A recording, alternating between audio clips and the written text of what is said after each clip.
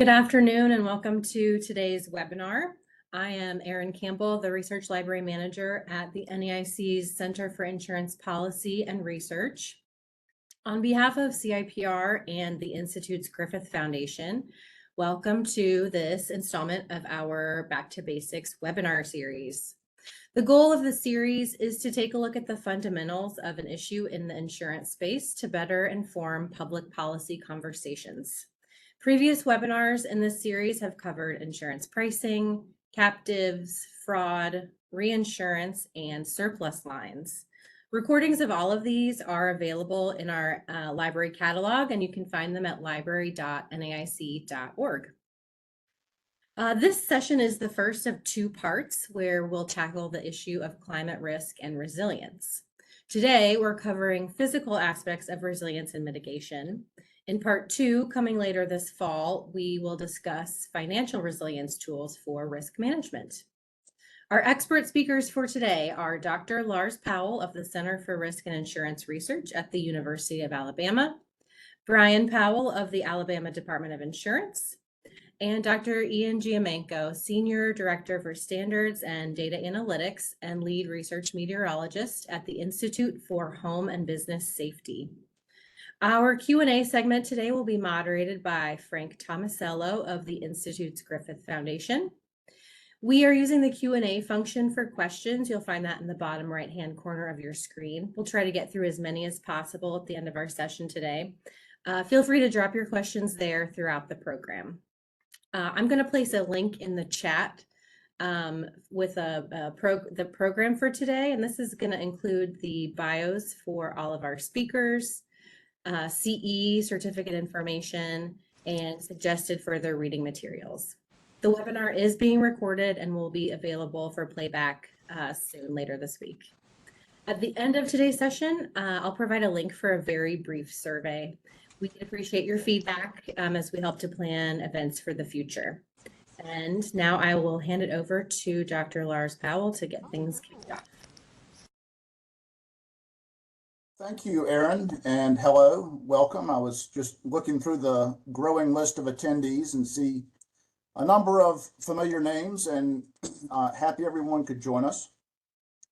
I'm going to share my screen in just a moment, but I'll start with a disclaimer that that they call me doctor because I have a PhD, but it's not in anything interesting. It's in insurance.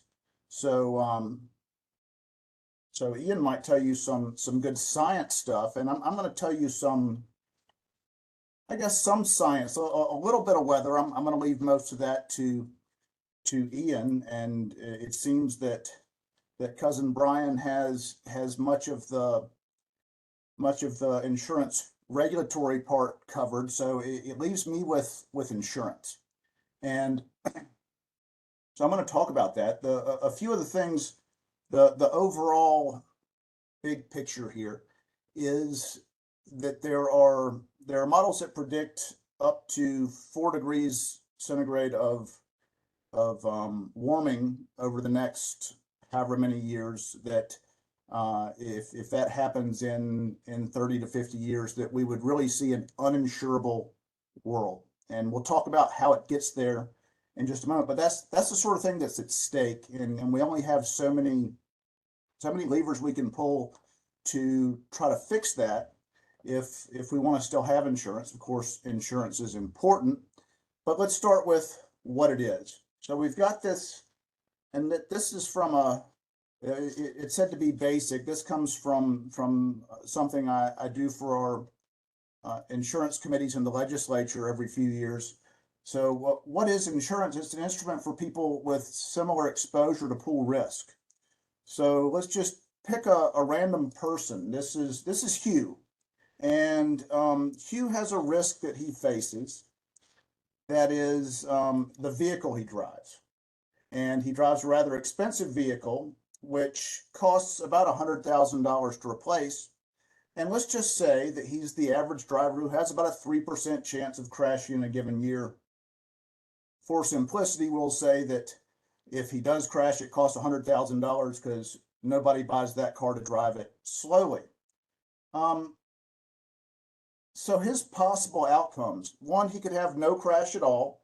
He pays zero. And two, he could have a crash and pay $100,000. Now, with the kind of contract that he got at his latest job interview, he could probably pay that $100,000, but I don't think most of us could. Um, the the thing that we want to do is find some other person, and let's say there's another guy named Nick, and we want to find, and let's say that he has this similar exposure to Hugh, and what they can do is they can pool their two risks together. And what does that look like? Well, now they have three different outcomes with three different probabilities. So there's a 94% chance of there being zero for either of them to pay.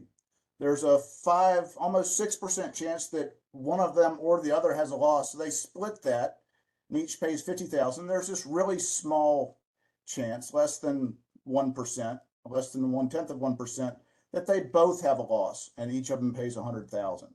That's still not a great outcome because there's a pretty high chance of having to pay more than what most of us have in our pocket.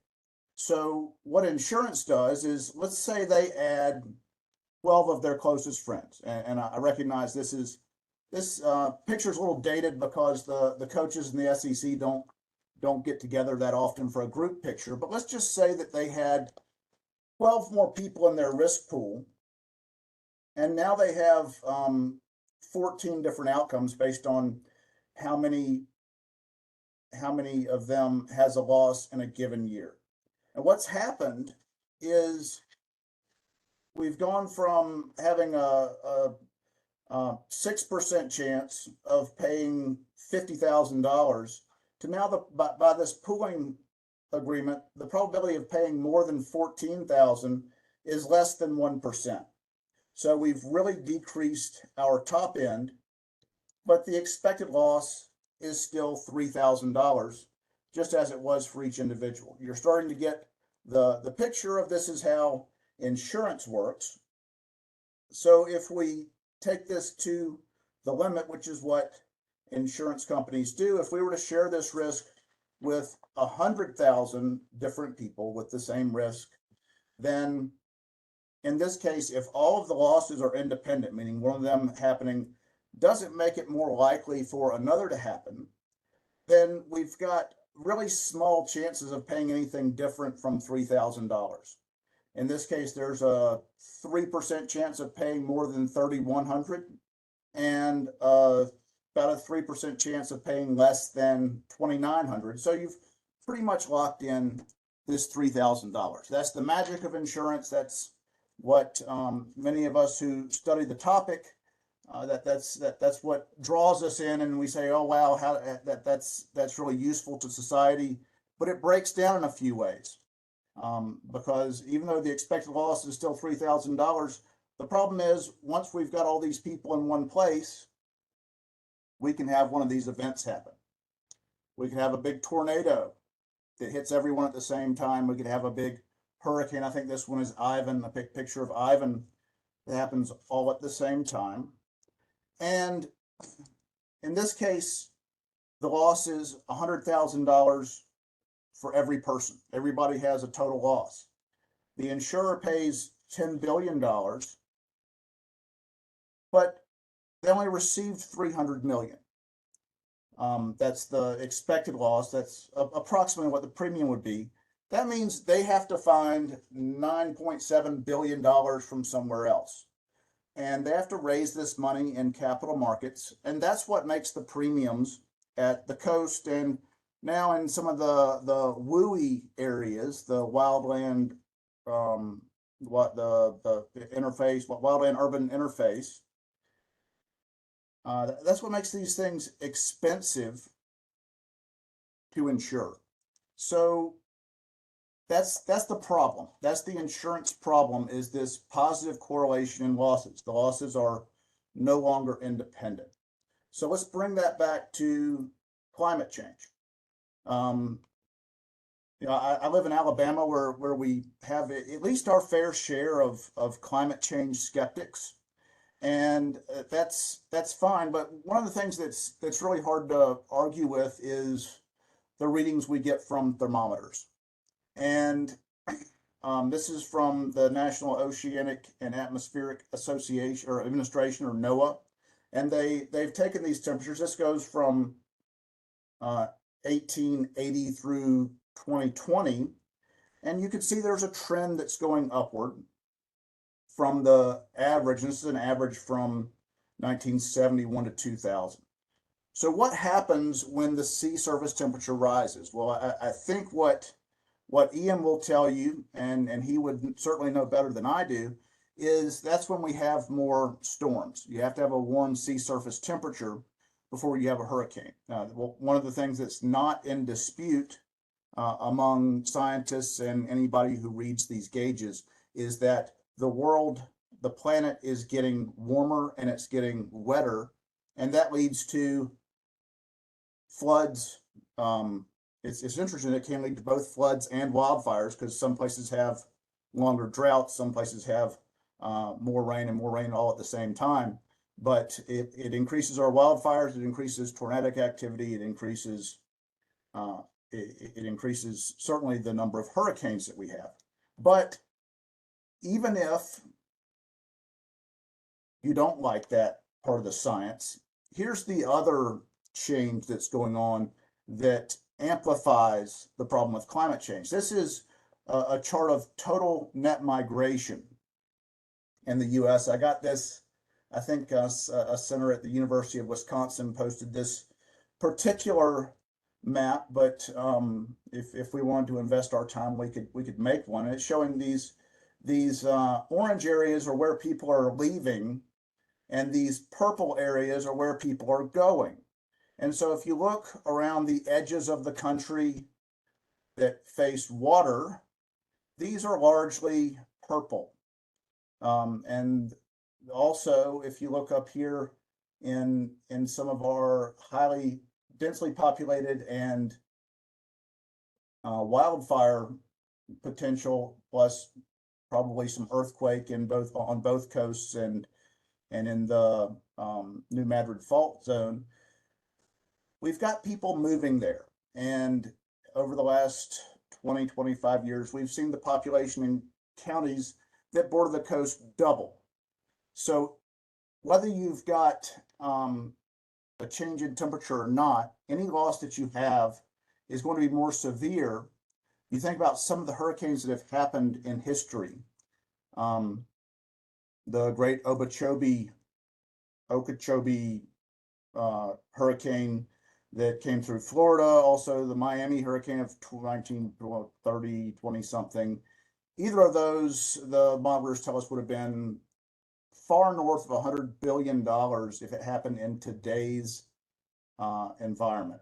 So, and also if we look, this is a map of all the hurricanes. Wow, that makes a mess when you look at it all at once. Where all the hurricanes hit, and if we go back to the population increases, those are kind of the same, right? We've got a big hurricane problem in the same place where we're having population growth. The same thing can be said for wildfires. This is kind of what our wildfire risk looks like. This is a more recent snapshot, but it doesn't disagree with what we've seen in the last decade or so with big multi-billion-dollar wildfires. So again, the population increases in the same place where we have these natural hazards. What does this mean going forward? What does it mean to insurance and to an insurance regulator?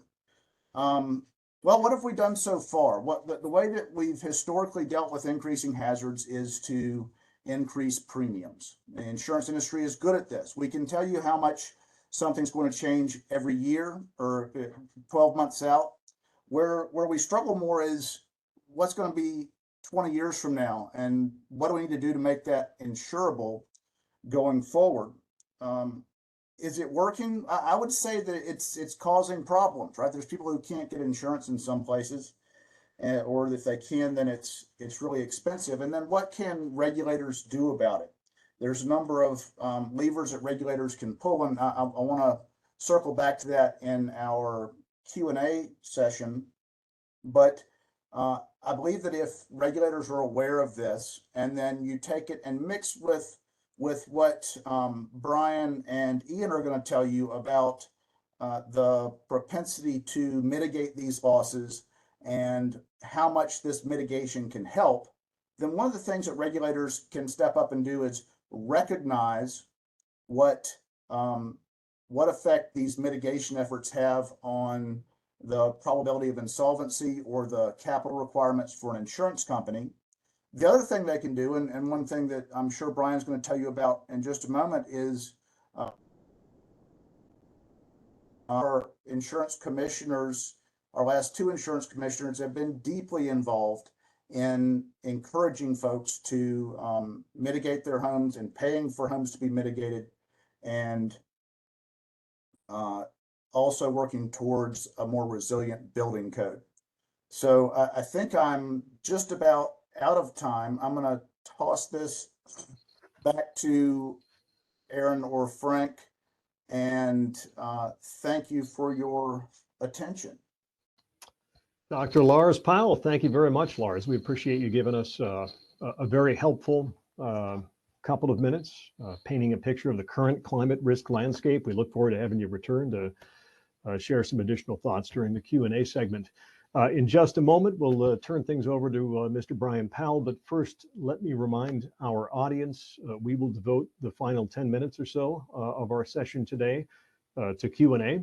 You may submit questions. You do that through the Q&A feature on the WebEx interface. We will monitor incoming questions, and we'll pose as many questions as time permits during that final segment. With that, please join me in welcoming to our microphones Mr. Brian Powell, Director of the Mitigation Resources Division of the Alabama Department of Insurance. He'll share his perspective through the regulatory lens on the role of resilience and mitigation in combating the challenges of climate risk. Brian, the floor is yours. Thank you, Frank, and everyone. I appreciate this opportunity to come to you and speak about resiliency and how we view this through the lens of a regulator. I'm going to talk a little bit about where we are in the market and really echo some of the things that Lars mentioned. But then also I want to share with you some of the efforts that we're making in Alabama to create or help create a more resilient state. So I'm going to share my slides with you right now. Let's see, where are we?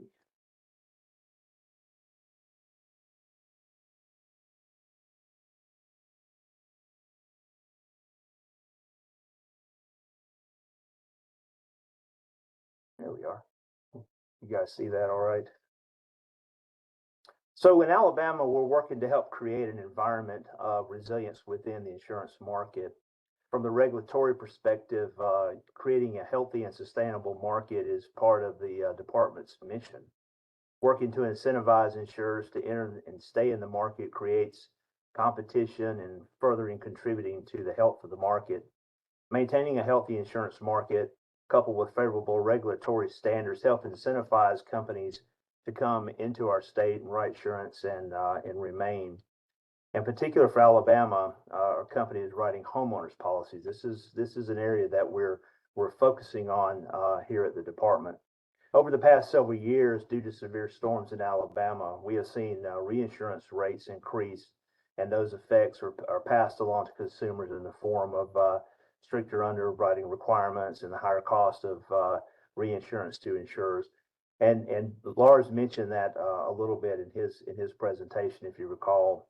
Well, ultimately, this increase the insurers pay is passed down to the homeowners in the form of higher premiums.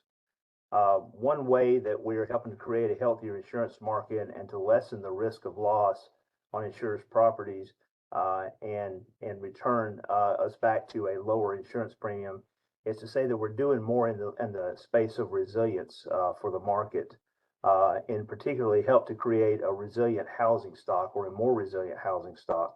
And it starts at home and affects the entire insurance market with those losses. as Lars alluded to earlier.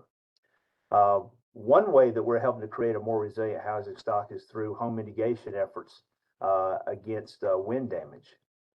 Nowhere in Alabama are you safe from wind damage, whether it's hurricane force winds seen strongest along the coast. Moving inland, we're dealing with more frequently and more violent tornadoes and also straight line winds. I'll get my slides to work here. In 2011, the Alabama State Legislature established the Strengthen Alabama Homes program, and we also refer to this program as SAH, and I'll refer to this throughout the rest of my presentation. It was designed to aid Alabama homeowners improve their homes and updated building modifications that minimizes property loss due to hurricanes and other catastrophic wind events. And initially, we offered this program in our two coastal counties, Baldwin County and Mobile County. This program partners with the Insurance Institute for Business and Home Safety, IBHS, using their Fortified program. The Fortified program is a science-based approach to retrofitting homes to withstand damage from these severe wind events. In 2013, we launched the Strengthen Alabama Homes program. And the Strengthen Alabama Homes program is a grant program, as you see on the slide here, that offers grants up to $10,000 to retrofit your home to a fortified standard. Additionally, Alabama offers significant discounts on the wind premium for homes that are fortified. Discounts are offered as much as 50% for homes that are certified gold. These discounts become part of the affordability equation for homeowners along the coast, especially because that's where we obviously see the highest risk of loss and the highest premiums. The savings, especially along the coast, can affect as much as 60 to 80% of the cost of your premium. Recently, in conjunction with IBHS and our many partners, we celebrated IBHS reaching 50,000 fortified homes in the United States. At that time, of the 50,000 homes that have been mitigated to the fortified standard, 45,000 of them are in Alabama. This number has rapidly increased, and I believe now we are in excess of 50,000 homes in Alabama alone. Looking at the number of homes that are fortified it's surprising. Again, the 50,000 homes, this milestone was accomplished because of several things happening in Alabama. The Strengthen Alabama Homes program educated and is continuing to do a great job at educating consumers and policymakers, and the industry has gained support in this area of mitigation. By understanding the benefits of this, that is the key message that we have to stand on this platform and say through the Strengthen Alabama Home program, is that this mitigation effort works. And there's a real insurance savings at the other side of this. And we will continue to educate stakeholders and give them the information that they need to make wise decisions. As mentioned before, Alabama has in place this mitigation discount program that helps incentivize homeowners to fortify their home. Let's go to the next slide here. We also have in place a fortified roof endorsement that is offered at the time of purchase of a homeowner's policy. And for a fee, which is about $100 a year, this endorsement pays for the incremental increase in the cost to fortify your home. And it will come into effect if you have to replace your roof due to storm damage. You will receive a fortified roof. And because of these mitigation efforts and these incentives that we're seeing in place, we are seeing jurisdictions adopt stronger building codes to offer buildings up to the fortified standard. Right now, Alabama does not have a statewide building code that reflects this, but this is the first step. We work within the counties, within the jurisdictions, and we make these incremental improvements to garner support to one day hopefully be able to affect legislation and create a statewide building code. And right now, consumers are demanding a fortified home. Builders are building entire neighborhoods, hundreds of homes at a time, to the fortified gold standard. And if it's not in code, since it's not in code, just the knowledge of the fortified program and the benefits of it is actually becoming a huge marketing incentive that we're seeing in the marketplace.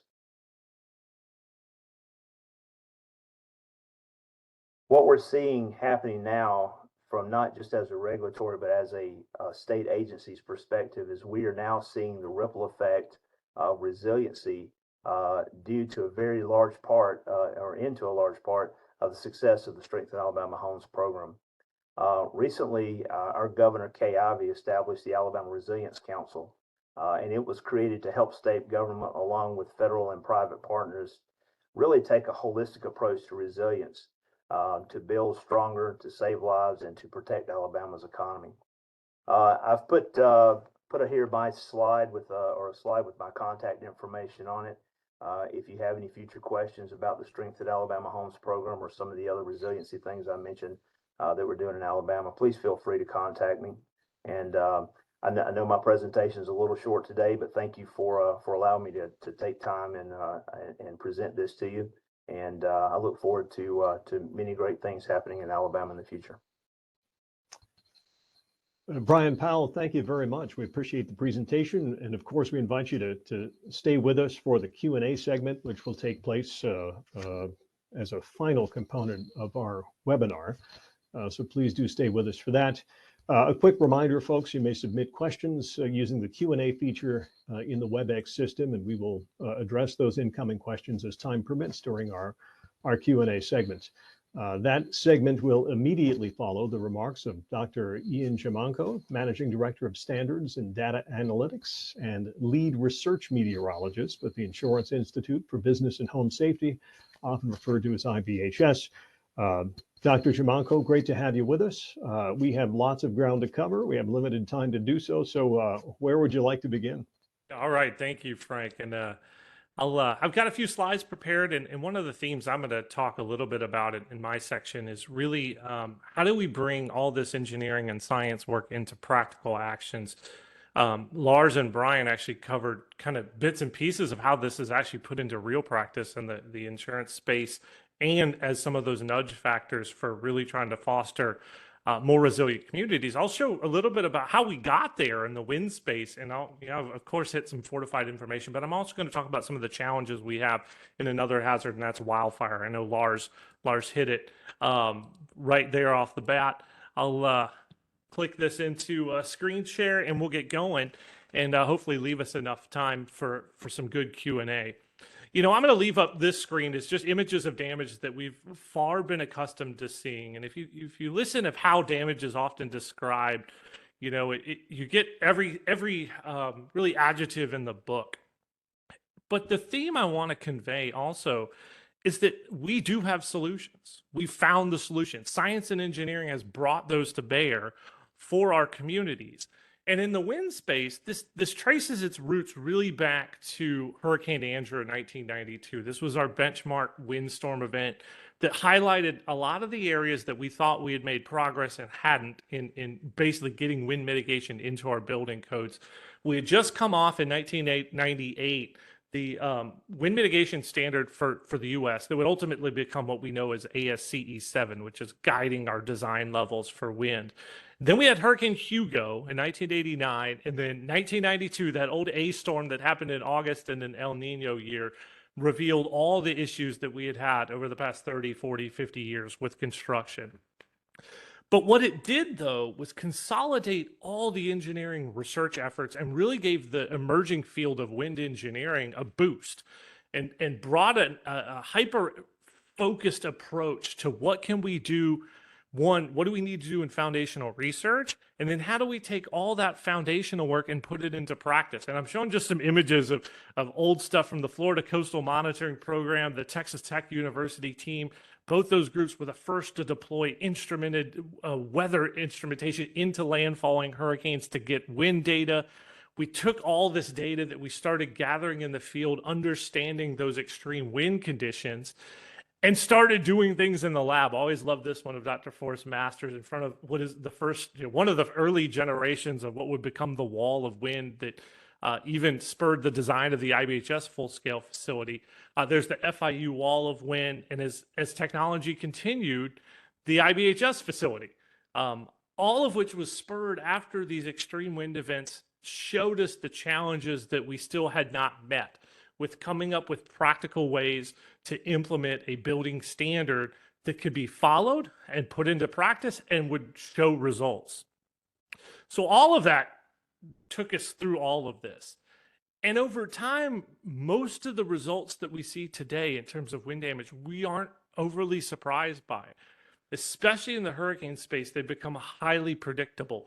We also have been able to identify what are the most vulnerable eras of construction based on the code regime. So if you look at a stat from Hurricane Ian, we surveyed about 3,600 structures using all sorts of available imagery, and 455 of those were built to the modern Florida Building Code, and 0 had any evidence of structural damage. But if you trace that back into the 1950s, 60s, 70s, and 80s, which is a very vulnerable area of construction as our urban sprawl began, suburban neighborhoods emerged, that's some of the most vulnerable construction we saw and had the highest damage rates.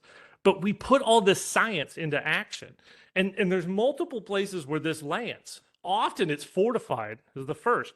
And Brian and the team in Alabama have the best hazard mitigation success story that too many people don't know about. And it is a path to success that began in its roots as a voluntary program that ultimately became so popular, as Brian mentioned, the demand for the grants, but also people just put it into code with so little fight. It took a long time to get there. But this was a path and a model that we can use not just in wind. We can apply this in other hazards as a way to meet the challenge that, one, our climate is giving us, but also simply the vulnerability of our built environment as our communities get bigger. We have bigger homes, more materials, they're more spread out. The targets are simply bigger for these weather events to hit. And the marathon path becomes more the model codes, the International Residential Code, International Building Code. I have the Florida Building Code up here. That's the marathon path. As you take this science and turn it into code provisions that can be implemented over time. And that's what's going to set our communities of the future up for resilience, is getting the codes in the place to support resilience before homes and businesses are even built. So that's what's so important. We've made so much progress on the hurricane-prone coastline, but we have an awful lot of work to do when it comes to things like wildfires and tornadoes. Wildfires, unfortunately, wildland-urban interface building codes, which have emerged since the early 2000s, are not applied in any kind of uniform manner. They are very much a patchwork, especially outside of just 2 states, really California and Utah, that have statewide provisions that deal with that. So let's focus in on a little bit of the fortified standard. I always love to talk about this story. Brian is dead center right in there, and this is the kind of density of fortified home growth now. It is a overwhelming success that I love to tell the story about. And we did a podcast with the group down there, and you had every level of government pulling the wagon in the same direction, along with the insurers. And yeah, we had to motivate people, get them spun up to believe in what we were trying to do. But ultimately, it turned out that this was the path ahead to generate success in a resilient manner. So one, Alabama is the shining example, especially in those 2 coastal counties, which has the majority of the growth. But notice the growth right in the middle of the state along a lot of those areas impacted by the 2011 super outbreak of tornadoes. The same things we want to do for hurricanes and wind are the same mitigation steps we can do for tornadoes, derechos, severe convective storm wind events. It's there. The wind flow and a science perspective may be a bit different, but the mitigation elements are the same. So you've seen that growth in the middle part of the state through the grant programs that Brian talked about that have become so successful. It drives the demands. I'll turn that around. The incentive programs alone. We look at Oklahoma, which has been a struggle for us, especially in a very tornado-prone state. We put in incentive programs by themselves many, many years ago We don't have very many designations. You don't see yellow on the map. I can count those, two hands and a foot kind of thing. You have to couple all the things that Brian and Lars talked about, that ecosystem of stuff, the grants, the awareness that have to go with it. That's what drives the consumer, the homeowner, to want to go do something. And they've made it work, and a resounding success. And these are what these homes look like. The point I want to make, these are not geodesic domes. They are not special designs. It drives me crazy now when I see a media story about some novel new technology. All of a sudden, this is the most wind resilient. No, we know how to do this with normal materials. We've known for a while. All that engineering research took us this route. We don't need that.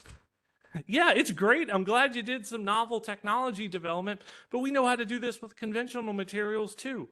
Now, maybe someday there's a low-cost solution out there that does this that can help with our housing crisis, but the concept that it has to be so special really just kind of drives me nuts these days, because we can do this with just ordinary-looking homes. These are all fortified homes, by the way. All of them. All have either a roof or a gold designation. They're normal houses. And you can't get any better than this image. It is a Habitat strong home built to that same standard following Hurricane Michael in Panama City.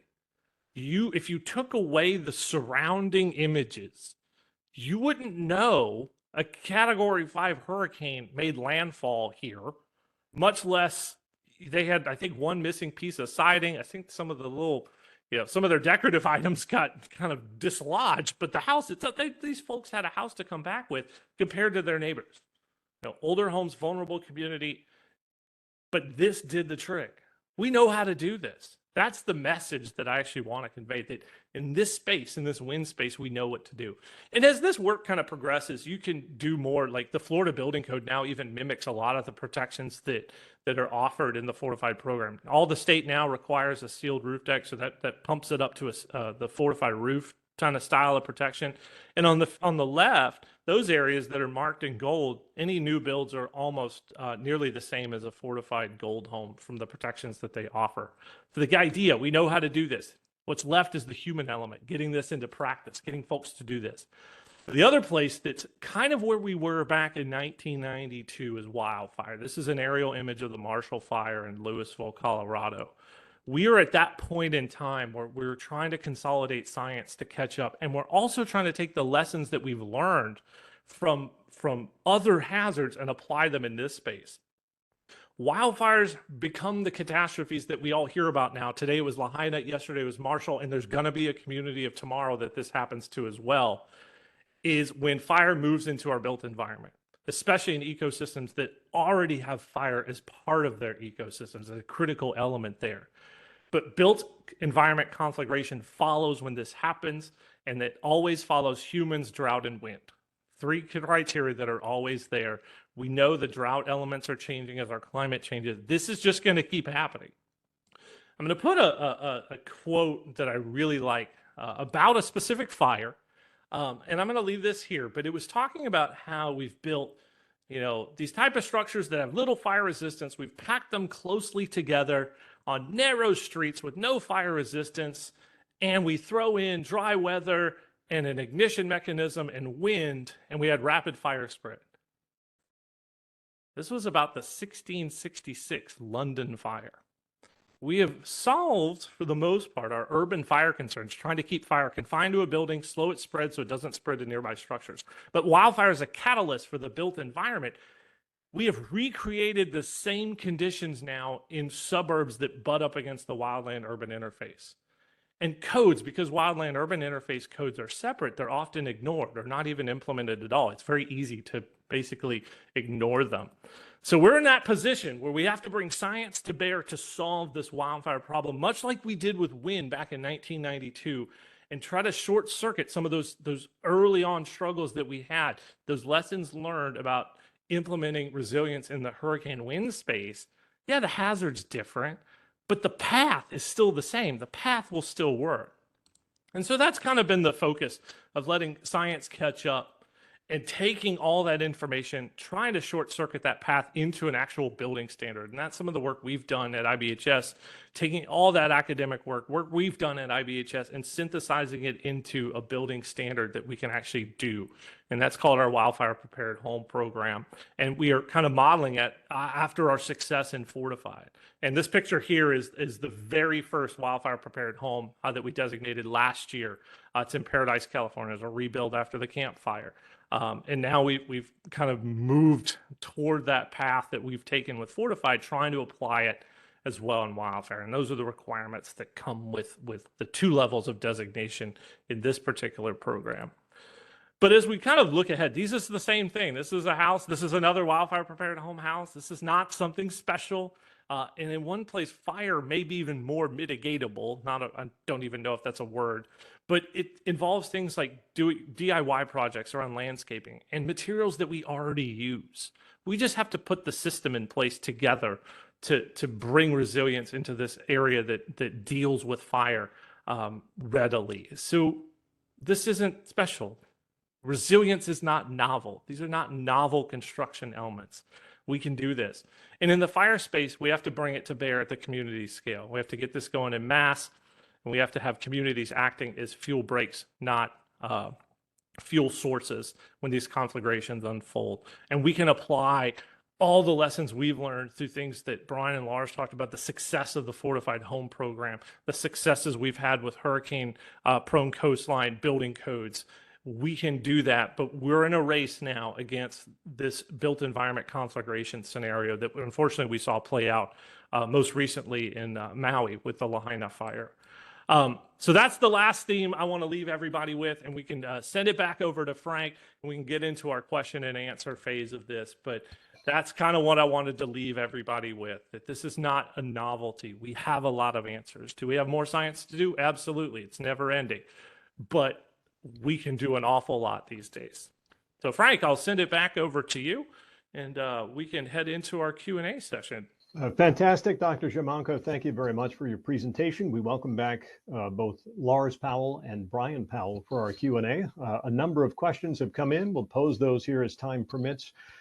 To get things started, panelists, could you talk a bit maybe about state insurance commissioners and their relationships with state and local home builder associations and or local officials? Alabama, clearly a success story with respect to resilience. Are there other successes out there, and are they in part perhaps driven by relationships between departments of insurance and local officials? We'd appreciate your thoughts there. I'm not sure who wants to jump in there first. I can take that one. The relationship that the commissioner has here and other key players in the department with the home builders associations at the state level and local level is excellent. One thing that we're fortunate to be able to do in Alabama, and I think Ian mentioned this, is we're able to have all the horses pulling the cart in the same direction, all the way from our governor's office to our state legislature, all the way down to even partnerships that we have with other state agencies. We're all pulling the cart in the same direction, and that is to be said the same for the State Home Builders Association and even the local chapters. We make a point to meet with them, and even the local leadership, the town mayors, the city councils. We make a point to meet with them when we go into those areas to offer grants and educate them first about Fortified, so they understand what this whole resiliency or mitigation thing is about and how it leads to resiliency in their own communities. Once we start teaching them how to save money and get their economy back going after a storm, they're all in. So this model that we've created, is something that we can replicate and scale given any situation that we're placed in. Thank you, Brian. Gentlemen, any additional color to add there? I want to jump in just a second. That very last point that Brian made, that this model can be applied all over the place and not even just related to the wind peril. They've set the bar, they've learned the lessons. And I try to peddle this story really anywhere I go now, because it is I remember thinking back to a conference I was at, and somebody even made the comment in like a closing session, like, Ian, you actually presented something that was a success. We talk about the failures so much and the bad and the problem identification. Nobody had presented a success. And I took that, I was like, well, yeah, I guess I did. And now I'm like, I'm gonna talk about as much as I can. So that's the big one. We have a model that works. And I think we have just got to get other communities, other places to start pulling that wagon the same way. And it can happen. It can happen.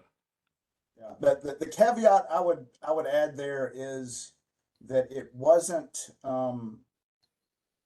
we've got it going the right direction. It wasn't an immediate overnight success. There was a lot of pushback. There were very well organized groups who were upset about their insurance premiums increasing after Hurricanes Ivan and Katrina, and felt like the suggestion that they should build a stronger house was blaming the victim.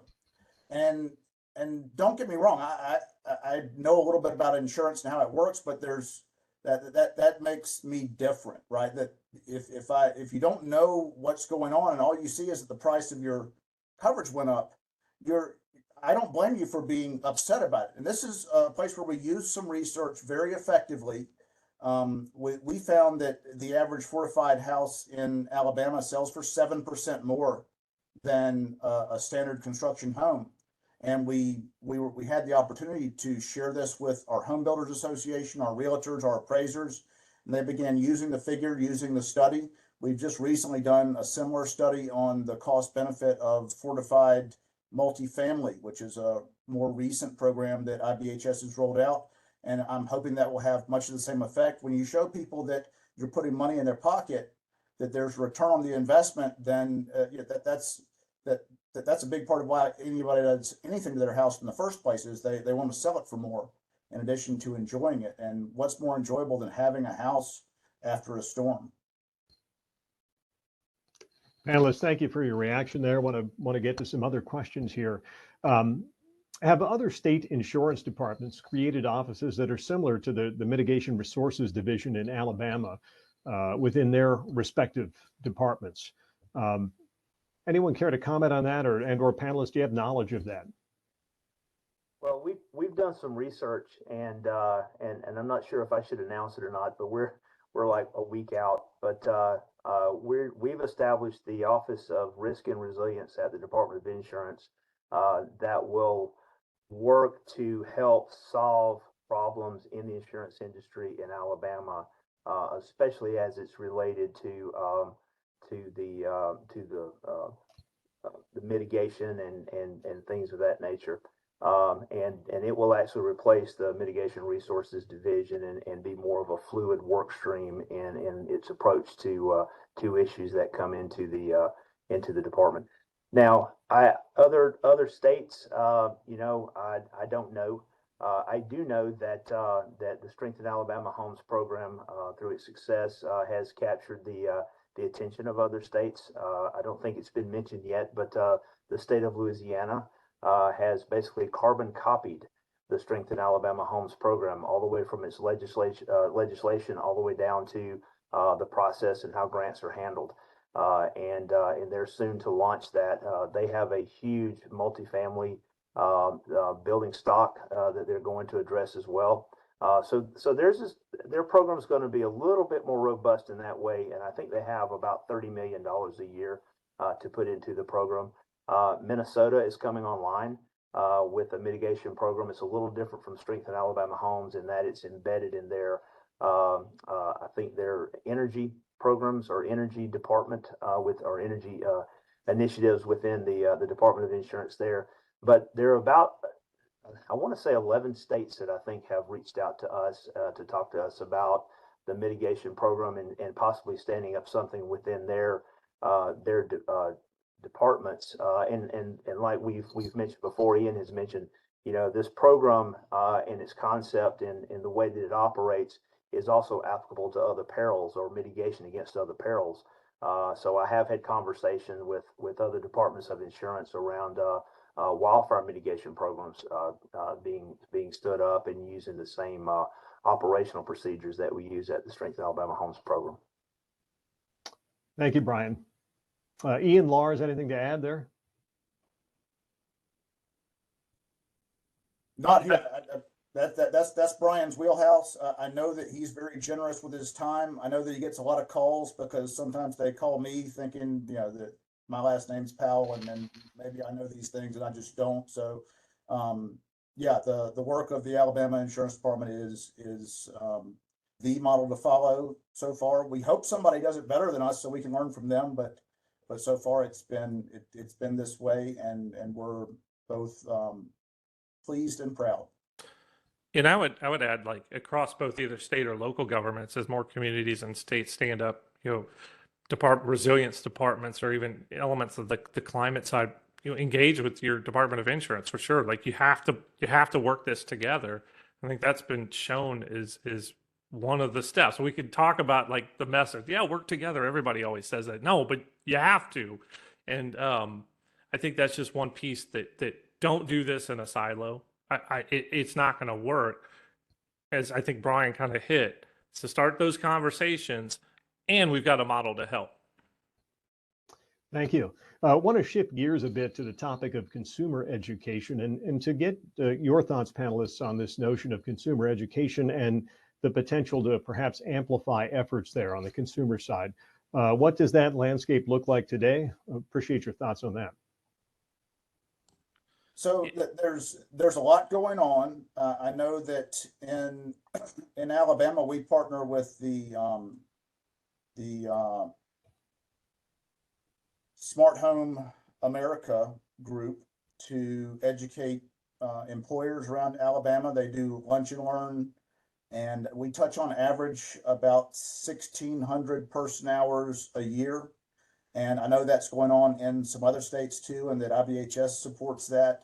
But the opportunity to walk into a sponsor lunch at a large employer and go in and tell their employees, especially in the high hazard areas, hey, we'll buy you lunch, but we want you to. It's almost like you're selling a timeshare, but it's better than that, because we're showing them that there's this pretty clear path to having hazard mitigated home and adding value to it that way.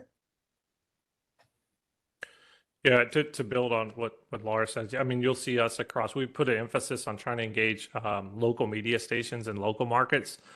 We still do some big national things, but a lot of our time from a media perspective goes to try to engage with local stations to try to get this stuff out. We have our hazard ready guides. That's everything from wildfire to severe storms to hurricanes, which is all driven in the consumer ed piece.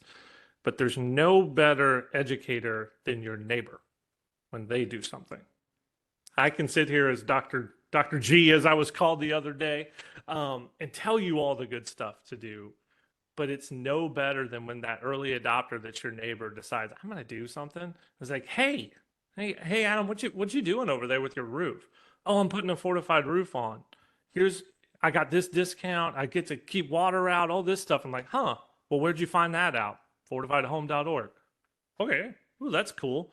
And I will say, Brian mentioned the Louisiana program. As soon as the grant program hit the news in Baton Rouge, that's where I grew up. I have tons of friends. My family still lives there. I was getting text like, hey, isn't that who you work for? Like, I heard about this. I heard about this. Those grant programs spur that awareness that other things don't.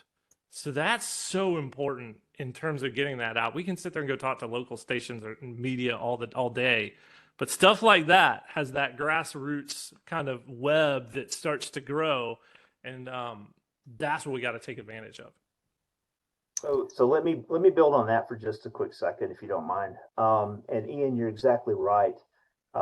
When you mention grants, that catches people's imagination. That catches their attention. They're like, well, what is this, and what can we do with it?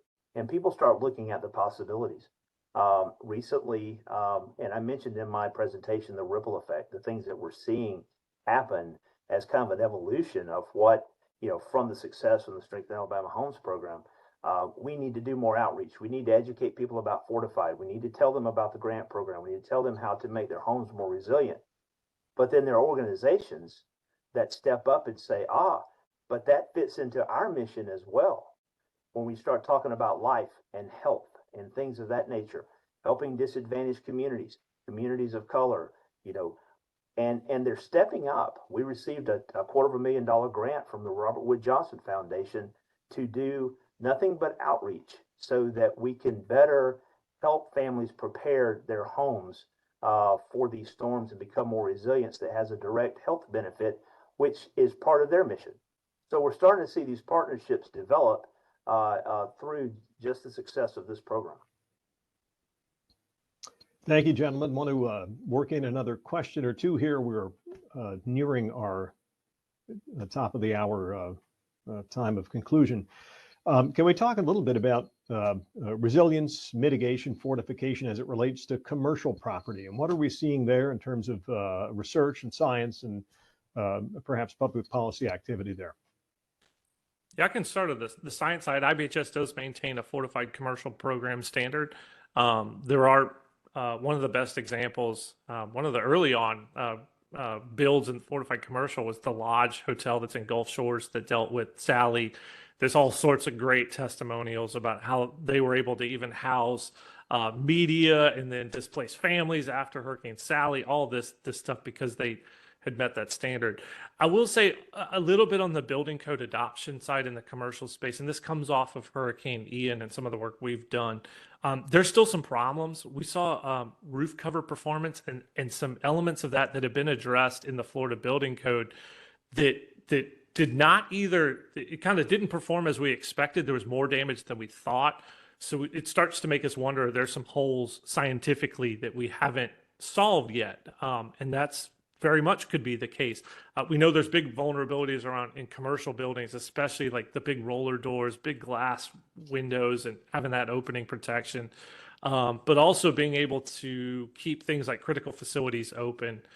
So there may be some science that we don't know about. IBHS has kind of been moving to try to explore some of those things.